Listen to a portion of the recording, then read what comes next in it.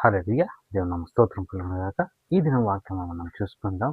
ఎఫెసీయులకు రాసిన పత్రిక 4వ అధ్యాయం 26వ వచనంలో ఏముందంటే, కోపపడుడి కానీ పాపం చేయకుడి అని ఒక వాక్యంలో తెలియపరుస్తా ఉన్నానన్నమాట. కోపపడుడి కానీ పాపం చేయకుడి అని వాక్యం ఉంది. మన కోపం ఏ విధంగా ఉండాలంటే, మనం కోపపడాలంట. దేవుని వాక్యం తెలియపరుస్తుంది. మనం కోపం పడాలంట. కానీ ఆ కోపం ఎలా ఉండాలంటే, అది ఎలా ఉండకూడదంటే, మనం పాపం చేసే విధానంగా ఆ కోపం ఉండకూడదనమాట. మనం కోపపడాలి కానీ ఆ కోపం మనం పాపం చేసే విధానంగా ఉండకూడదనమాట. బూతులాడే విధానంగా ఉండకూడదు. చెడ్డ మాటలు పలికే విధానంగా ఉండకూడదు.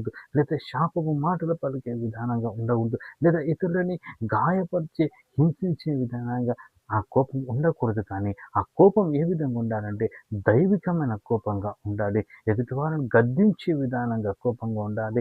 ఎదుటి వాళ్ళని మంచి మార్గంలోనికి, సరైన మార్గంలోనికి తెచ్చే విధానంగా ఆ కోపం ఉండాలి తప్పితే ఆ పాపం చేసి పుట్టించే ఆ కోపం వల్లే మన కోపం ఉండకూడదని చెప్పి ఇక్కడ వాక్య భాగంలో తెలియపరుస్తా ఉంటారు. అదే కింది వచనం చూసినట్లయితే కోపపడుడు కానీ పాపం చేయొద్దు. కోపపడుడి కానీ పాపం చేయొద్దు.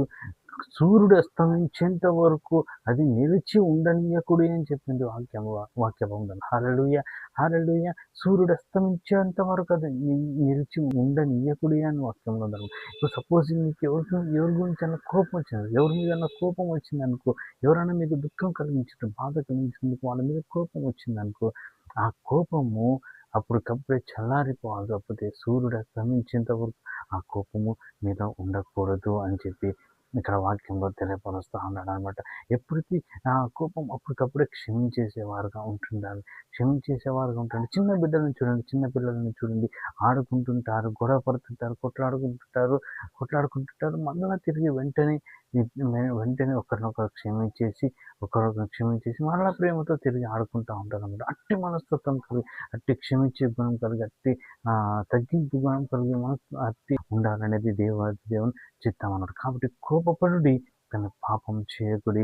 సూర్యుడు అస్తమించేంత వరకు ఆ కోపం నిలిచి ఉండనీయకుడి. ఆ విధంగా నడుచుకోనండి. ఆ విధంగా చూసుకోండి. మిమ్మల్ని మీరు చూసుకోండి. మిమ్మల్ని మీరు చూసుకోండి. దేవుని సన్నిధానంలో మీరు నిందారహితులుగా ఉంటారు.